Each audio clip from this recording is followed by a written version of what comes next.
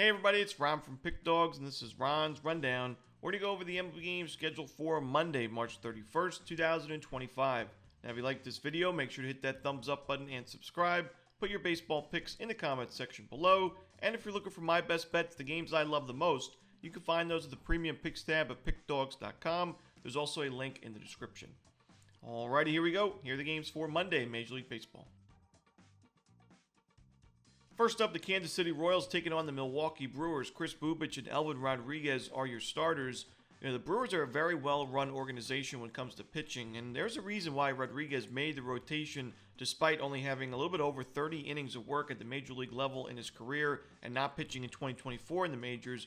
Rodriguez, his ERA in spring was not great, but he also was missing a lot of bats, earning a ton of strikeouts, and I think there's potential there. I could see Rodriguez, whether it's as the fifth starter in this rotation or out of the bullpen, being a key contributor for the Brewers this season. I'm not so sure I love him in this, first start in this matchup against KC. He has been giving up some sharp contact like we saw in spring, so I could see him going over his strikeout prop, but maybe giving up a few extra base hits and some runs early. Kris Bubic, I think, is a little bit more trustworthy. I like both of these pitchers this season to make improvements to their game. Bubic pitched well in spring outside of a couple of poor outings, but I still think that the strikeout numbers were there. His control's a little bit better. He was limiting his too much. He wasn't giving up a lot of sharp contact. Only 2 home runs combined in spring, and he had a lot of work in spring training. Over 21 innings. You don't see that for too many starters, in these days. But he was able to get a lot of work in spring. I think he pitches well enough for the Royals to pick up the win in this game. I'm going to go with KC on the money line, but I say watch out for both of these starters. Next up, the Minnesota Twins taking on the Chicago White Sox. Chris Paddock and Martin Perez are your starters. Now, we know the Twins did not have a great first series of the season. And I mentioned I really like Minnesota this year from a long-term perspective. There is no do not bet list for Ron's Rundown, especially for a sport like baseball, because it is so, every game is independent from what we saw the day before. You see, you look at the Dodgers last year. They were a mediocre 12-11 in their first, 23 games to start the regular season. And 12-11 is a winning record, but for the Dodgers, who were laying, minus 150, minus 200 almost every game, that was wallet busting 12-11. They still went on to win 98 games. They still went on to win the World Series. So I say don't overreact to the first month of the season. Especially not the first weekend, but the first month for sure. We've seen teams. I remember the 2009 Yankees. They got swept in the first series of the regular season. They won 103 games. They won the World Series. So don't overreact to the first series. And I'm not going to do that here with Minnesota. I still think this team is very talented, a very deep roster. I think they have the big-time pitching advantage in this game with Chris Paddock, who pitched well in spring training. I don't love Martin Perez. I've mentioned that the last few years. He is more of a ground ball specialist, gets those, pitch-to-contact outs, but I think the Twins will be able to get to him and this White Sox bullpen. I think this is going to be a good series for Minnesota, so I'm going to lay the 1.5 runs with the Twins in this one.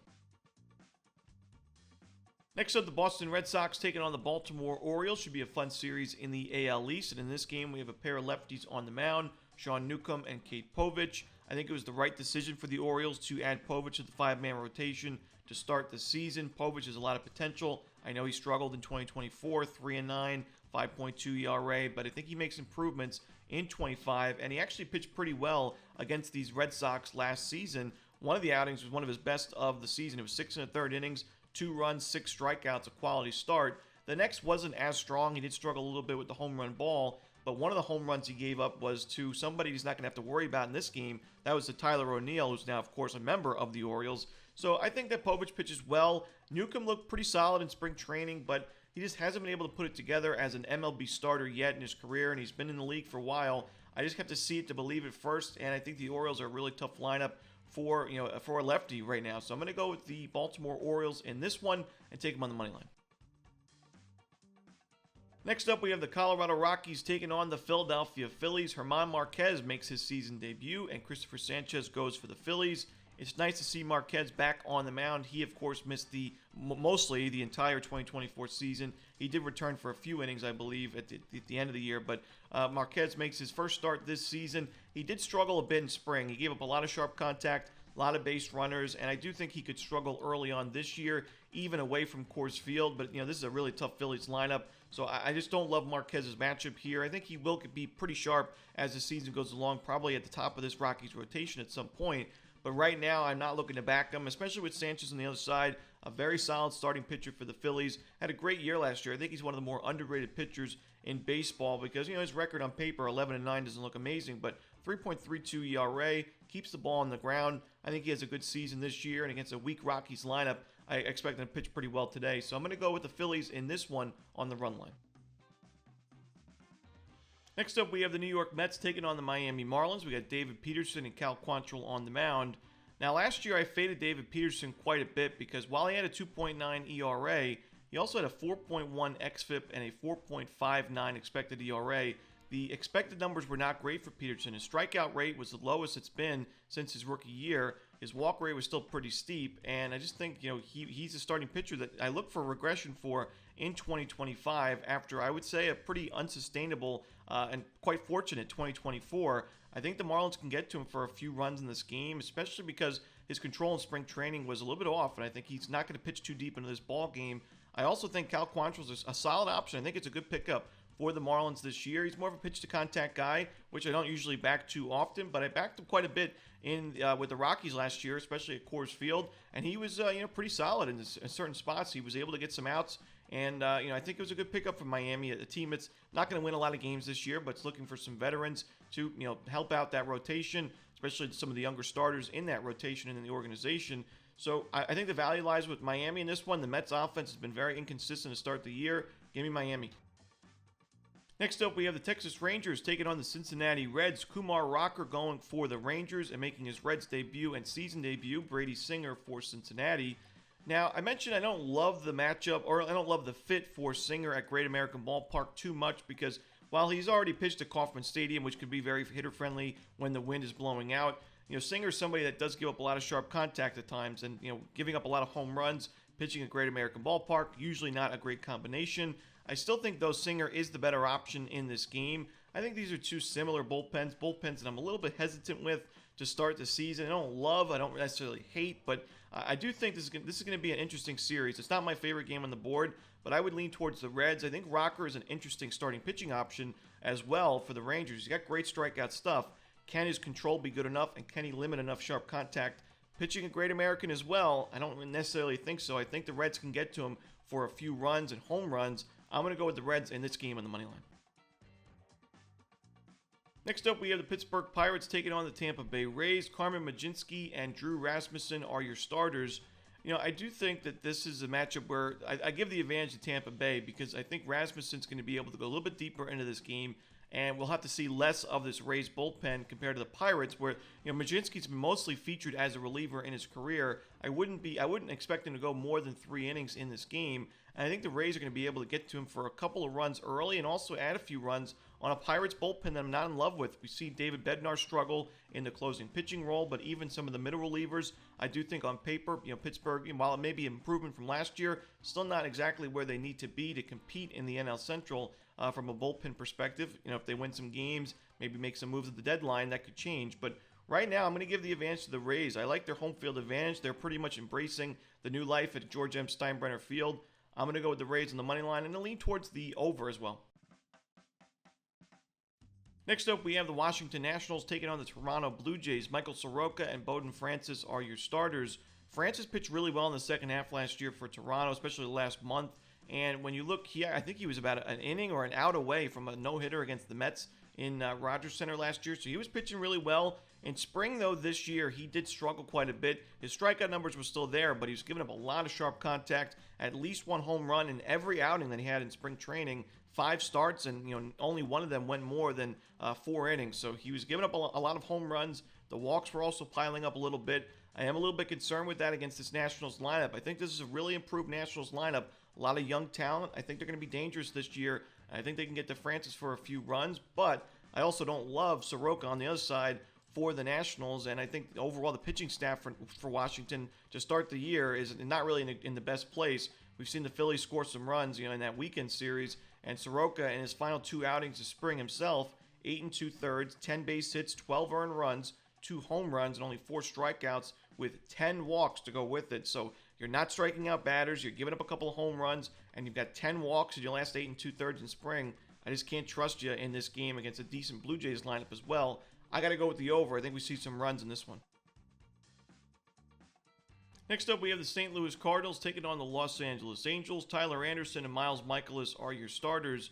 In 2024, Anderson had a great start to the season. By the end of the month of May, his ERA was still below 2.5, but it was a bit of an unsustainably strong start. His expected numbers were quite steep, and we saw him regress the rest of the season. That ERA went all the way up to 3.8 by the end of the year.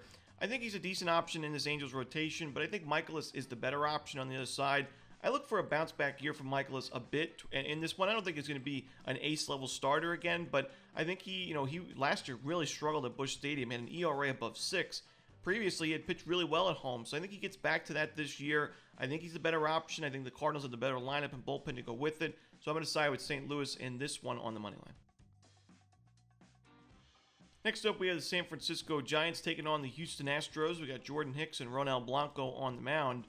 Jordan Hicks in spring training still struggled to miss a lot of bats. His strikeout numbers just weren't there. And since he's made the move to starting pitcher, his strikeout numbers have just not been there. I mean, we saw him miss a lot of bats when he was a reliever. We know he's got a great velocity on his fastball, but that strikeout rate was below 8 Ks per 9 in 2024. And it's one thing, Hicks has been known to be a ground ball specialist. When he was a reliever, he had a ground ball percentage above 65% at one point.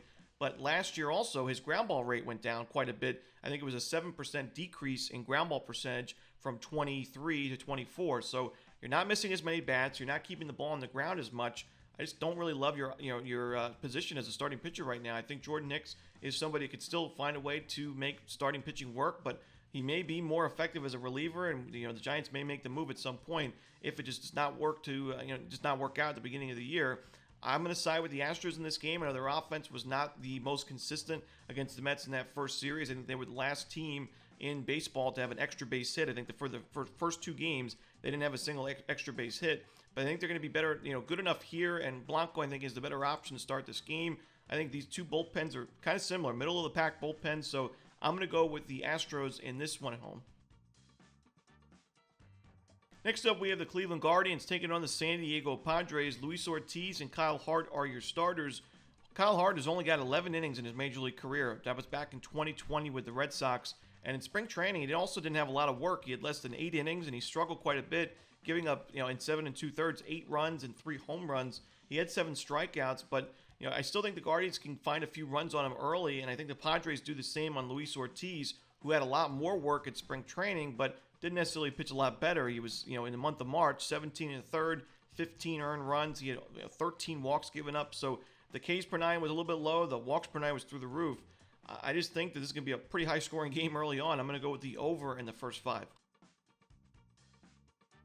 Next up, we have the Detroit Tigers taking on the Seattle Mariners. Jackson Jobe makes his first major league start. He pitched last year out of the bullpen for Detroit for just 4 innings, 2 outings in the regular season. On the other side, Emerson Hancock going for Seattle. For your first major league start, I think the Mariners are a good matchup for you. You don't want to face the Yankees. You don't want to face the Dodgers. But Seattle, a team that struggled offensively the last few years and has been inconsistent to start this year, strike out quite a bit. I think it's a good matchup. Jobe was a former number 3 overall pick in the 2021 draft. In spring training, he did struggle with the home run ball. He gave up quite a few of them.